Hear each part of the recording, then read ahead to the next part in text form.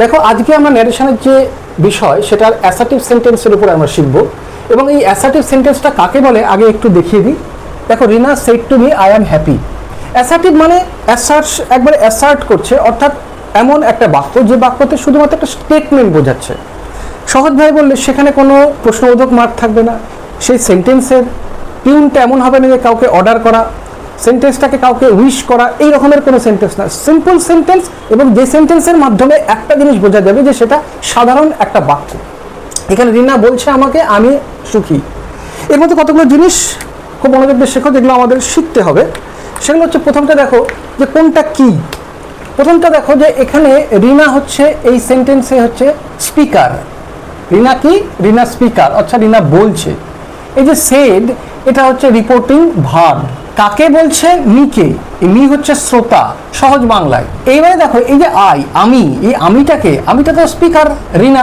এবার দুটো জিনিস এখানে খেয়াল করা খুব জরুরি। একটা হচ্ছে রিপোর্টিং ভার্বের টেন্সটা এবং এই যে ইনভার্টেড কমা, এই দুটো আছে ইনভার্টেড কমা। যখন ইনভার্টেড কমা দেওয়া সেন্টেন্স মানে সেটা ডাইরেক্ট স্পিচে আছে, তার মধ্যেকার টেন্স। দেখো এখানে হচ্ছে পাস্ট টেন্স আর এখানে কিন্তু অ্যামিজ আর বি ভার্বের প্রেজেন্ট টেন্স। এটা একটু খেয়াল করো, খুব ছোট বিষয়। তাহলে দেখে নাও এটা হচ্ছে স্পিকার, এইটা হচ্ছে রিপোর্টিং ভার্ব, এটা হচ্ছে লিসেনার বা শ্রোতা। এবার এইখানে এই যে বক্তব্যটা মানে আমি মানে স্পিকার বোঝাচ্ছে। পরের সেন্টেন্সে দেখো রিনা স্পিকার, রিপোর্টিং ভার্ব, লিসেনার বা শ্রোতা। এইটা দেখো এবার হচ্ছে ইউ মানে তুমি, মানে এটা সেকেন্ড পারসন। এই যে ইউটা কাকে বলছে? মিকে বলছে, আমাকে। মানে ইউ মানে তুমি একজন নাইস বয়, তুমি একজন ভালো ছেলে। এই যে তুমি কাকে বলছে? মিকে। এটা মাথায় রাখতে হবে। এখানেও ভার্ব হচ্ছে পাস্ট টেন্স, এখানে ভার্ব হচ্ছে প্রেজেন্ট।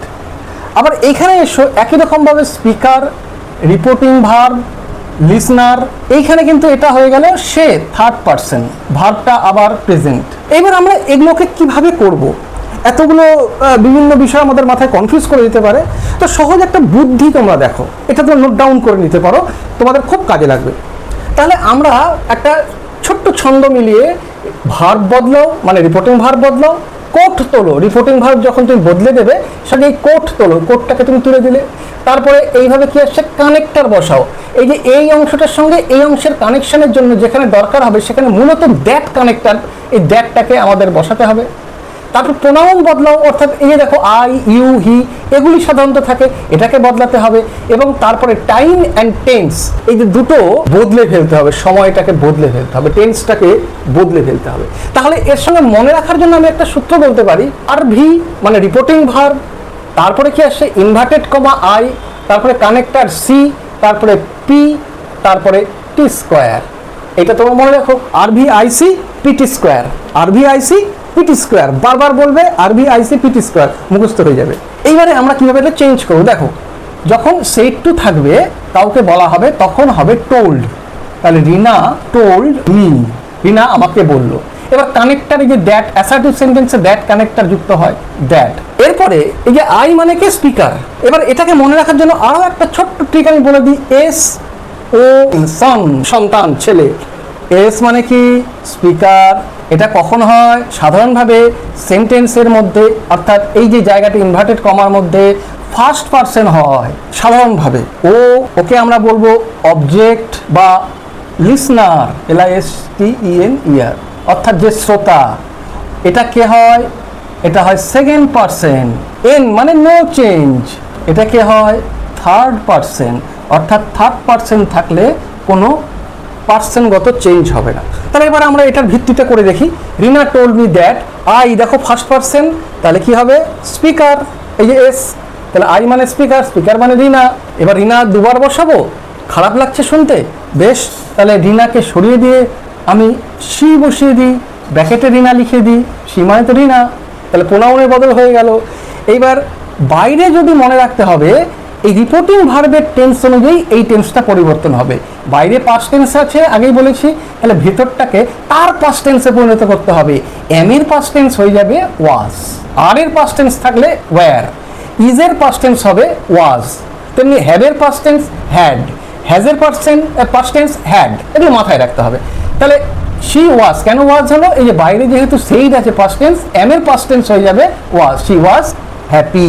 পরেরটা রিনা টোল্ড মি, কারণ সেড টু আছে, তাহলে টোল্ড মি আমাকে বললো, ইউ মানে লিসনারকে বললো, দেখো সেকেন্ড পার্সন মানে ইউ, লিসনার ইউ হচ্ছে সবসময় সেকেন্ড পার্সন, তাহলে সেকেন্ড পার্সন হলে কাকে বসাতে হবে? অবজেক্ট অর্থাৎ লিসনারকে বসাতে হবে। এই লিসনার মানে টোল্ড মি, তাহলে কানেক্টর বসাও, দ্যাট কানেক্টর বসাতেই হবে, দুটোর সঙ্গে যখন মিল করবে কানেক্টর বসাতে হবে ইনডাইরেক্ট স্পিচে, দ্যাট। এবার মিকে বসিয়ে দিলে, কিন্তু মি কেন হবে না? এই কারণেই মি হবে না, এর পার্সেন্ট অনুযায়ী বদল করতে হবে। এই পার্সেন্টটা হচ্ছে স্পিকার, যে এই যে ইউটা আছে, সরি স্পিকার না, ইউ যেটা আছে এখানে দেখো, ইউ হচ্ছে কিন্তু সাবজেক্ট এই অংশে, তাহলে মি কিন্তু অবজেক্ট, তাহলে মিকে সাবজেক্ট করতে হবে, তাহলে মি থেকে সাবজেক্ট হবে আই। এই জায়গাটাই গড়বড়টা খুব বেশি হয়। গড়বড়টা হবে না, একটু ভালো করে খেয়াল করো। যখন তুমি ইউটাকে মিতে পরিণত করবে, মনে রাখবে এটা সাবজেক্টে আছে, তাহলে এই মিটাকে আমার সাবজেক্টে করতে হবে। এখানে যেটা থাকবে সেটা এই টেন্স অনুযায়ী, এই পার্সন অনুযায়ী বদলে দিতে হবে। এখানে যদি থাকতো মি, এখানে যদি ইউ এর জায়গায় যেটাই থাকবে সেটা কিন্তু এইটার সাবজেক্টিভ ফর্মে চলে যাবে, তাহলে আই। এবার আয়ের সঙ্গে অবশ্যই পাস্ট টেন্স হয়ে যাবে, আয়ের সঙ্গে ওয়াজ এ নাইস বয়। এবার লাস্ট একটা দেখো, রিনা সেড টু মি, তাহলে রিনা told me that he মানে নো চেঞ্জ, আগে এখানে বলেছো যে SON থাকলে এন মানে নো চেঞ্জ, কখন? থার্ড পার্সন হলে নো চেঞ্জ, তাহলে হি থাকবে। হি এর সঙ্গে ইজ হবে না, কেন? কারণ এটার পাস্ট টেন্স হয়ে যাবে, যেহেতু এটা পাস্ট টেন্স আছে, তাহলে ইজ এর পাস্ট টেন্স ওয়াজ হ্যাপি। তাহলে আমাদের এই সূত্রটা মাথায় রাখতে হবে, RVIC PT square, RVIC PT square. আর মানে রিপোর্টিং ভার্ব, আই মানে কি? এই যে RV হয়ে গেল রিপোর্টিং ভার্ব, আই মানে ইনভার্টেড কমা, সি মানে কি? কানেক্টর মানে দ্যাট লাগাও, পি মানে প্রোনাউন চেঞ্জ করো, টি স্কোয়ার মানে টাইম অ্যান্ড টেন্স দুটোই পরিবর্তন করে দাও, তাহলেই হয়ে যাবে। আশা করি এইটা দেখার পর তোমাদের মধ্যে প্রশ্ন থাকলে সেই প্রশ্নটা চলে যেতে পারে। যদি কনফিউশন থাকে আবারও জিজ্ঞেস করো, হোয়াটসঅ্যাপে লেখো, আপত্তি নেই, আমি সাধ্যমতো উত্তর দেওয়ার চেষ্টা করব। আর এইরকম বেশ কিছু ওয়ার্কশিট আমি তলায় দিয়ে দিচ্ছি, তোমরা প্র্যাকটিস করো, প্র্যাকটিস করে আমাকে জানাও যে সবথেকে আগে সঠিক উত্তর দিতে পারবে